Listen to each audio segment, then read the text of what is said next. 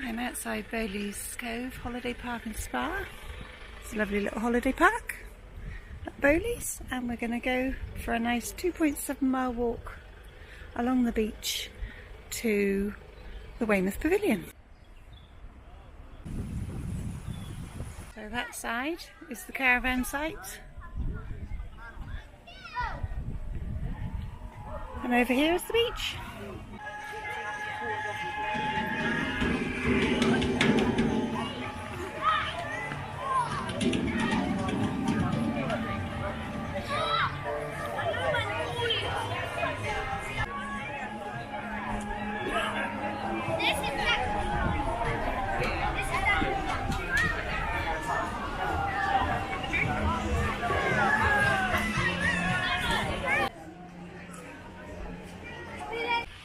And here we are at the beach.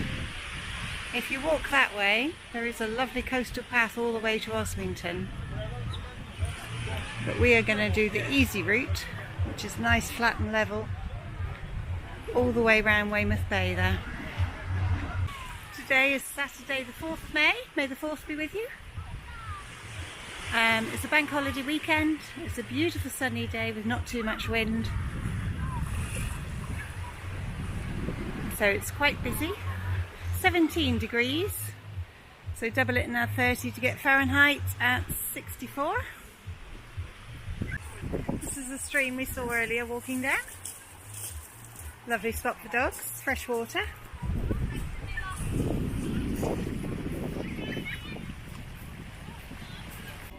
Another cafe up there, and they have car parking on this field at the top there. There's a cocktail bar there. I had a pina colada last summer, that was very nice. There's a hut just there. That's the sauna with a shower. The pebbles are actually mixed in with gravel, which was brought in for sea defence purposes. Just a few feet further along, and you can have the beach to yourself even in summer. Although this is one big long bay, each section has a different name. So over there is Bowlease Cove, and now we're coming into Overcombe beach near the Oasis Café. Then it goes on to Preston Beach by Preston Beach Road, Greenhill Beach, then Weymouth Beach and Weymouth Sands.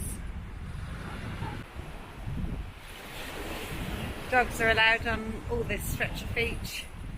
It's just further down towards Weymouth that they're not allowed, but there is a dog area by the pavilion as well.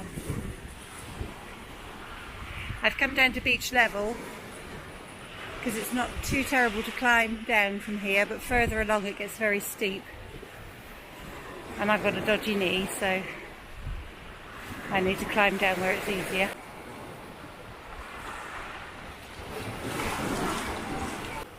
We're at Overcombe now. There's Oasis Café.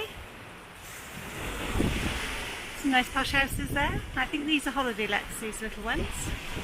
You can park on the beach, but there is a parking eye thing, so if you pull into this car park just to turn around, you will get fined without buying a ticket. We're on Preston Beach now. There's a lovely promenade along the top there. You can see the people walking. It's a cycle path all year here, so my husband makes good use of that. So you can see where I climbed down earlier. There's rocks to climb down all along here, and further along it's a very steep pebble bank. Fossils are easy to find all along the beach. Prehistoric worm poo. Holes through it, so it's the lucky stone. I'll leave it here for you to find.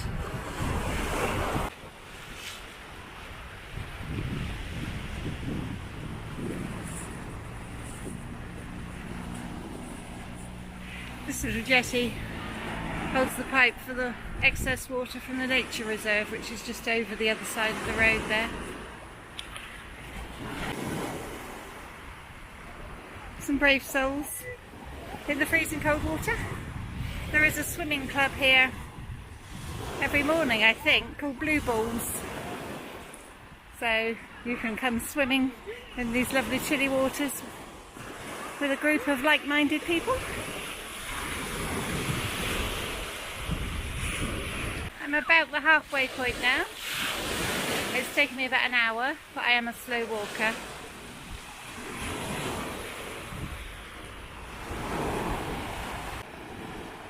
Come up to a little breakwater now before Green Hill Beach starts. Lovely row of Victorian houses all along there, quite a lot of holiday lets now, all flats. There's still this rock path to negotiate. The last step was a bit tricky, but I could lean over and grab this pole. Now we're going into Green Hill Beach.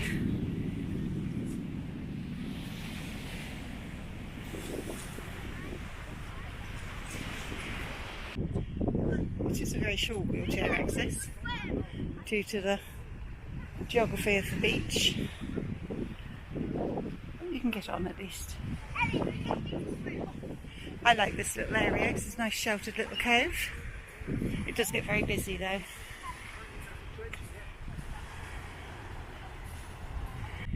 These huts are owned and leased by the council. Generally people lease them for generations, so they're very difficult to get hold of.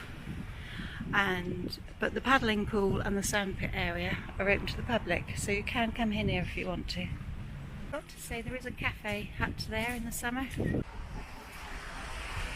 These beach huts are rented by the season, I think. Again, the same families seem to have them all the time. Up here at the top of the gardens is a putting green and a cafe and tennis courts. This is Green Hill Gardens. It's a mixture of sand and pebbles along here. It is a bit softer, so you wouldn't get a wheelchair through it, and you'd have to drag a pushchair, and it is a little harder to walk through than Bowlease End. These little huts can be rented daily from a kiosk further down the beach. There's a little cafe there. More huts. There's a few more beyond the pier bandstand. This is what's left of the pier. It burned down in the 70s, which is a shame, but it was in a bad way anyway. There's cafe, toilets, amusement arcade and a restaurant in this building, which is Art Deco. The water at this end of the beach is much deeper. Still shallow to start, so fine for children. But at the sands end, over there, you've got to wade out a long way to be able to get out of your depth. The other side of the pier.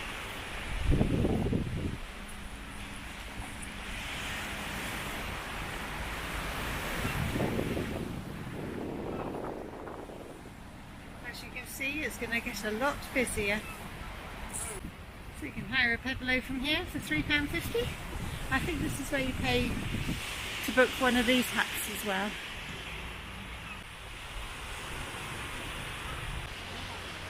It's mostly sand now. Just a few little pebbles here and there. We're getting very busy. I'd say the water's a bit clearer this end of the beach too.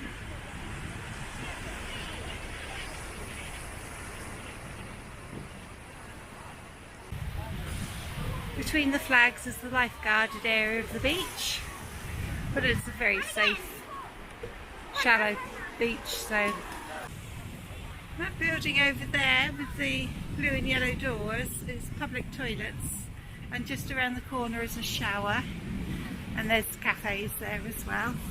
And the main bus stops for the town are just there. It's just coming up to the King statue area. Be careful walking along because there'll be trenches and holes in the sand, as it's very good digging sand.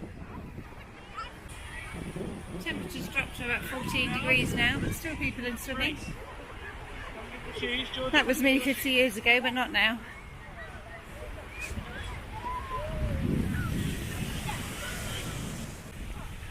There's the King statue.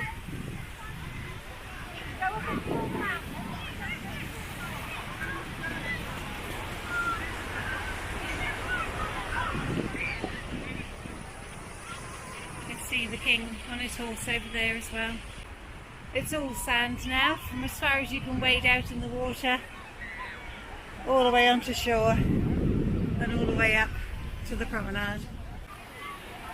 I did a tour of all the beaches going down towards Devon and Cornwall last year.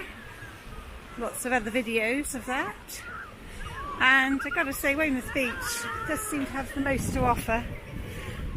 It's the biggest town, apart from Bournemouth, along the coast here, and the longest beach, and the lovely countryside surrounding. You do get the antisocials, but having barbecues on the beach in the middle of the day, so everyone downwind from them is going to get a load of smoke. Understandable in the evenings when there's nobody here, I don't see an issue with that, but not in the middle of the afternoon.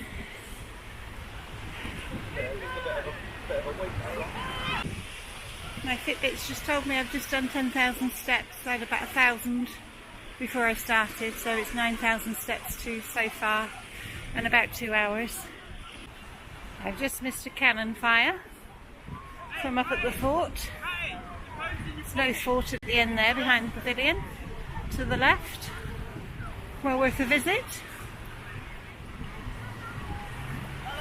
That building there is the boat.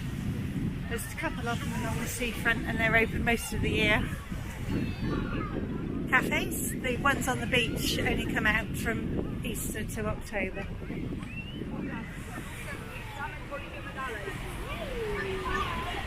May is a good time to come, because although it's busy here, it gets a lot busier in July and August, and the weather's usually not as good as it is in May and June. So you can see the masts of the ships coming in the harbour there. It's just the other side of this bit of land. And you can go on cruises to Portland or along the Jurassic coast. And now at the pavilion end of the beach where the dogs are allowed. Have a whale of a time playing in the water.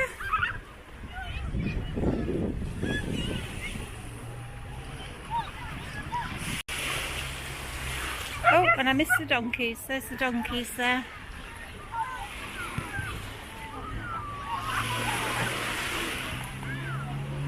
They're there from Easter and then weekends through till about mid-June, and then they're here every day. So it's Saturday today, 4th of May, of a bank holiday weekend, and the weather's supposed to be rubbish tomorrow and Monday, so everybody's on the beach.